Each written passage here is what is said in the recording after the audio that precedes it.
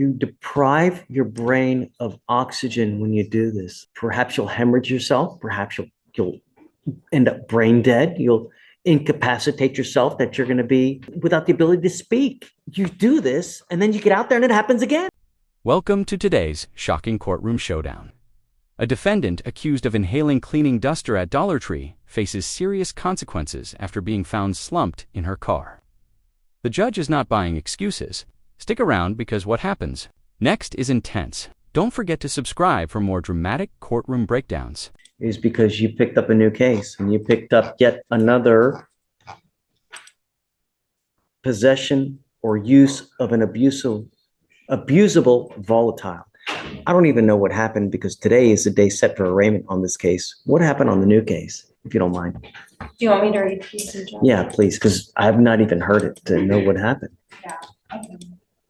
I also spoke to the witness yesterday, so I can tell you minutes from Great. But on October 17th of 2024, officers responded to a call regarding a welfare check at the Dollar Tree located at 14324 FM 2920. This witness testimony is damning. Imagine seeing someone inhale chemicals in broad daylight, then slump unconscious behind the wheel with the engine running. The legal stakes here are clear: reckless endangerment. Would you feel safe knowing this driver could have pulled onto the road?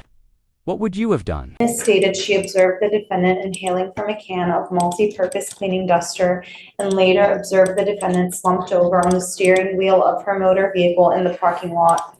Upon officer's arrival, officer observed the defendant sitting in the front driver's seat of her motor vehicle with the motor vehicle running in the on position. Officer also observed several cans of multi-purpose cleaning duster beside her. Officer observed the defendant to be confused and disoriented. She admitted that she had entered the office depot to purchase several cans of duster with the intent to inhale chemicals in a manner contrary to the directions, cautions, or warnings appearing on the label. And the defendant stated she did so to create or induce a condition of intoxication, hallucination, or elation.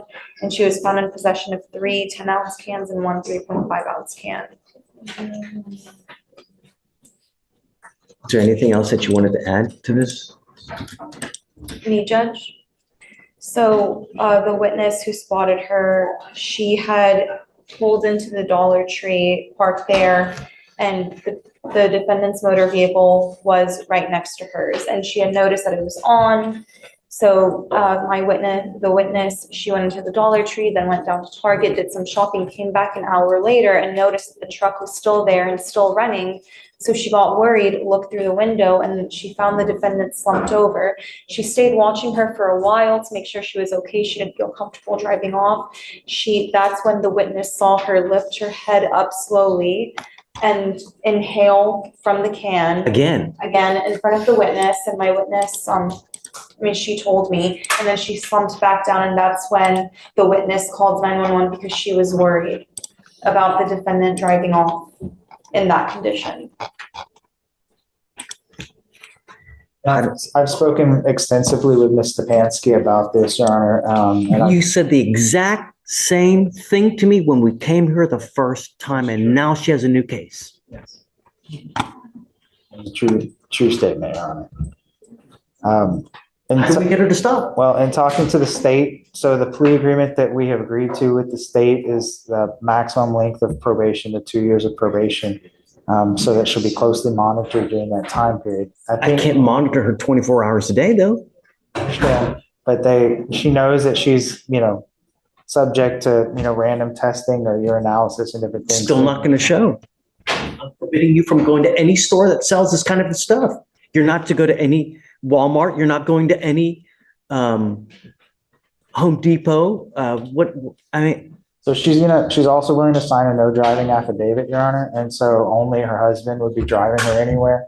And so I think that her husband threatened her to divorce. I just me being frank, over this. If this ever happens again, her husband's divorcing her, is what he's told her, and is going to be closely monitoring her. And she's not driving by herself. You realize that what you're doing is you deprive your brain of oxygen when you do this, and at some point you're Perhaps you'll hemorrhage yourself. Perhaps you'll end up brain dead. You'll incapacitate yourself that you're going to be unable to without the ability to speak.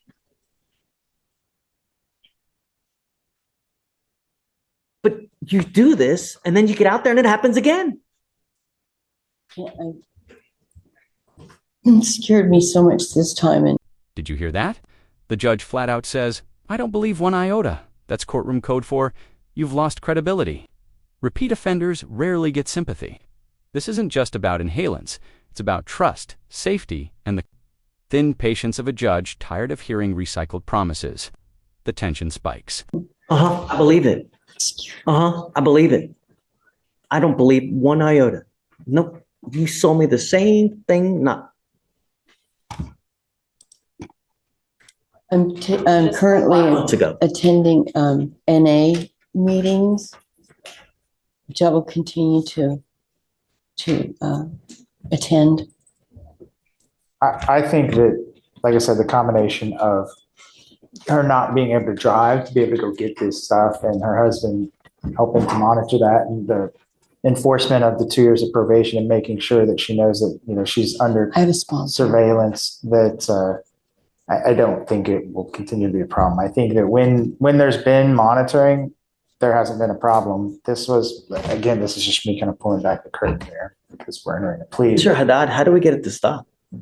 This is, man, I'm sorry, Judge, if I could just finish that thought for a second. Look, I'm all ears Yes, sir. with any recommendation as how to get it to stop, because I mean, it's not something that I can test that'll show whether someone's using or not. Judge, at this point, I mean, I was hoping that the TRS would recommend something such as like HUA, that's like a intensive treatment made for women. That's, Yes, I mean, yeah, I'm thinking HUA might be a good place to put her. Figure out what the TRS is kind of. Right. I think that that's the best thing that we need to do. Yeah, I think that, But my opinion, Your Honor, is that the no driving affidavit will cover or will fix the problem. This was when as soon as she started to drive, basically, it became the problem. You know, when the husband said, "Okay, you can drive," then she went to the store and did that. But without her being able to drive, and like I said, you know, the husband making sure that that's not happening because again, he's not tolerating any of is this. the husband here? He is not here today, but I can get him here if you'd like, Judge. I mean, I think, Michael, I think you hit the nail on the head. I think what we need to do now, and Craig, I think what we need to do now is have her TRAS to see where we go, because we have clinicians that will be able to tell us how to tackle this problem, because I'm truly at a loss of how to get it to stop, because theoretically, this is something that you can get anywhere, right? You can have it delivered through Amazon, right? So, Sure, but that hasn't been her MO of doing any of this. I understand you. I hear your words. she's been able to drive. I understand. Right. Well, she wasn't able to drive for a while after this happened or whatnot, and then it wasn't a problem. And then when driving resumed, then that resumed being a problem. So that's why I think I don't know that for the no sure. driving affidavit would fix that. Ms. Brown? I mean, I've explained to her that, you know, what she's signing up for, you know, is a lengthy probation. It's a 2-year probation with potential constant monitoring that whole time, plus whatever TRS conditions and every kind of help that they can, you know, help her with. And then, you know, that if she messes up in probation, that she signed up for, you know, 180 days in jail, you know, that's, you know, what she's understanding. I know that when she was in jail, she spent 3 days in jail on this new offense or whatever. And I know that that was a pretty devastating experience for her. She's, you know, 65 years old and, you know, takes a ton of medicines, which she didn't get and stuff when she was in jail. And I know that was a big deal. She's having panic attacks in jail and things. But I think the conditions that we've agreed to with the state are sufficient. I mean, I wouldn't have signed up for I mean, it. I'd like to put on there no possession of any kind of volatile container that can be abused That's to get fine. high. I want, you know, no going to Home or Office Depot, Walmart, Ma'am, I want you to understand that if I find you with another of these containers, and I don't care what you're doing, where you're going, who you're with, I'm going to put you in a rehab facility in the jail. And I mean, if that's what we need to do to get you to stop, I'm going to do it in a heartbeat. Do you understand? Yes, I mean, you're killing yourself slowly. That's all that's happening. And the problem is that everyone around you is suffering.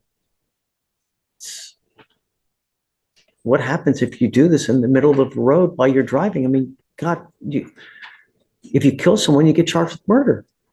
Is that the last thing we want you to do is to spend the next 30 years of your life in prison because of a drastic and catastrophic event where you kill someone. And in that kind of stupor state, if you're in a car, you're begging for it to happen. Now comes the hammer.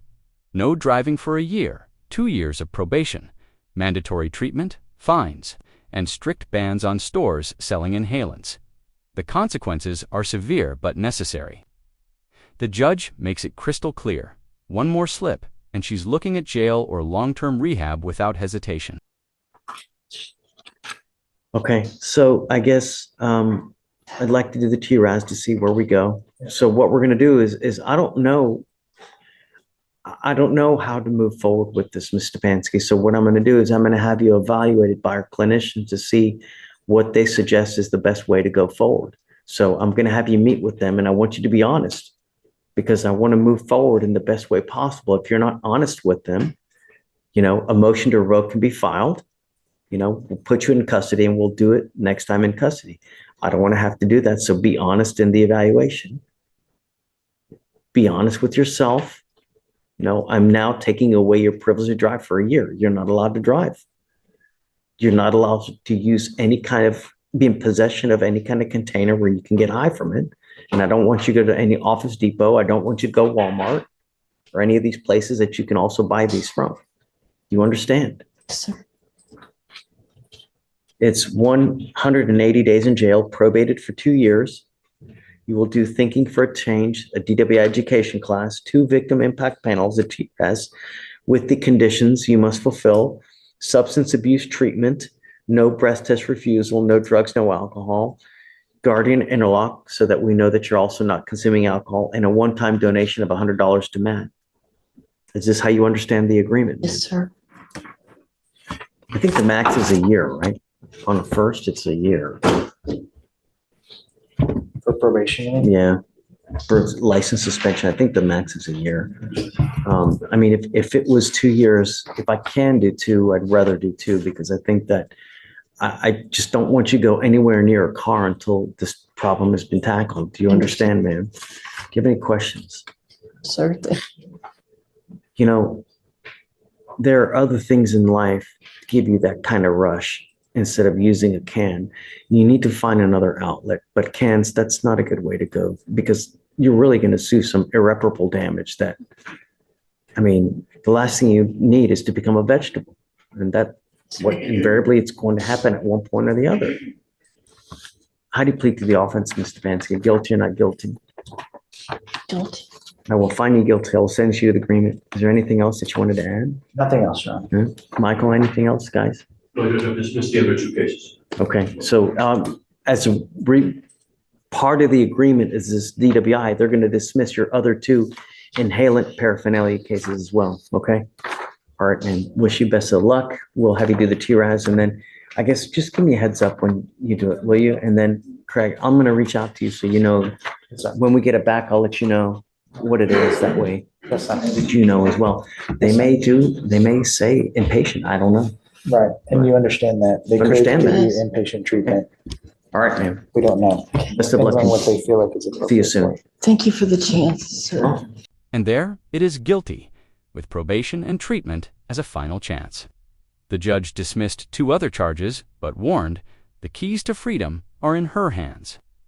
This courtroom drama reminds us choices carry consequences. Like, comment, and subscribe for more shocking courtroom stories you won't believe.